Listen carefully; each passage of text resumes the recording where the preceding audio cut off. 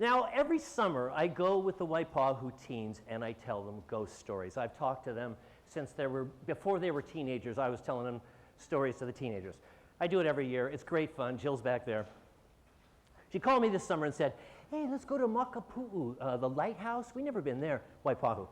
So we meet them there. They go for the walk. You know, the sun's going down. Oh, beautiful view. Wow. Ooh, Tell us some ghost stories. That's cool. Walking down the street, they started telling me, hey, tell that one, tell that one. How did it go? We come to that little whale watch, you know, right? I say, this is a good place for a story. They start going, it's getting really dark. Now, there's one girl named Bree. She's talked to me since she was a teenager, 7th grade. Now she just got out of high school, talked to me about her boy problems going up. Going back down, she's like, Mr. Jeff. Yeah? I got a story. Ever since last summer when you told the stories, I wanted to tell you this story. What? I don't know if I told you, but I'm sensitive. What? I feel them. How's that feel when you feel them? It's like I got ants going up and down my spine.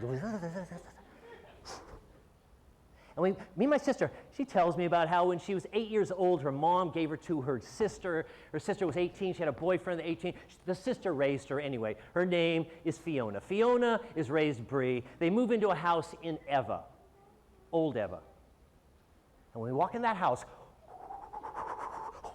I got the oozy feeling. I'm like, oh, freaky. There's something wrong with this. Oh, stop it, Bree. We just paid the down payment. Give it a chance. They eat dinner. Time to go to bed. Oh, where are you going to sleep? And down here is your room. They open the door. There's a bunk bed. She goes, I'm not going to sleep alone. Okay, I'll sleep with you, Bree. Ah! Bree goes on the bunk bed. Fiona's below. She says, you know how like when you cannot sleep, but you're trying to sleep, and you're trying to think about why you can't sleep, and you're...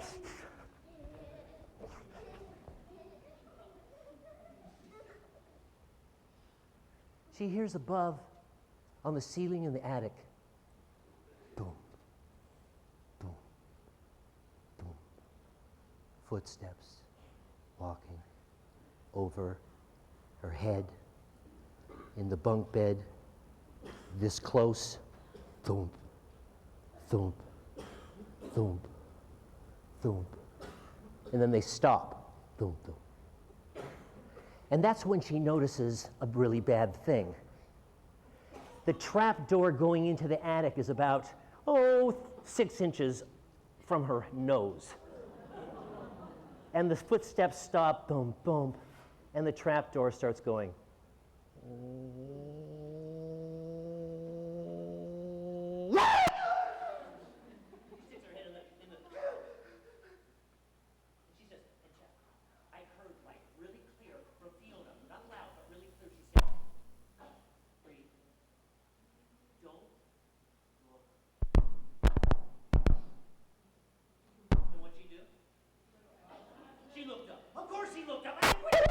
Hey, wouldn't you if you had something that was over your head?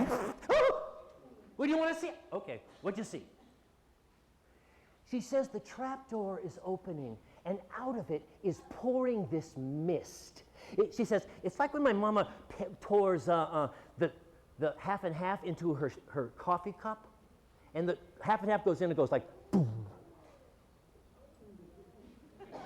And the mist is coming down from the opening, and it's coming in, and it's swirling into the room. It's starting to... I told this in Enchanted Lakes, and this tall kid who obviously read too much stood up in the back of the group and said, that's ectoplasm. I say, what is that? He goes, ghost goop. I say, yeah, I think it is. Ectoplasm, the stuff they make ghosts out of. She was freaking. She was like, she put her head down on the pillow, and that's when she said she felt it touch her ear. And her ear started to get numb and cold, and the numbness spread down her neck, down her right side as she was laying under the covers. Her whole right side was frozen. And then it passed away. That was it, man. I pass out. Next morning, I get up. Fiona's already out. I put on my clothes. I go out in the kitchen. I say, Fiona, we got to get out of this place. Bree, I already called the landlord. He's giving us back the deposit. We're moving out today. I said, this happened to you? And I've been waiting all year to tell it to you, Mr. Jeff. Thanks, Bree. And the story she told me, I just told.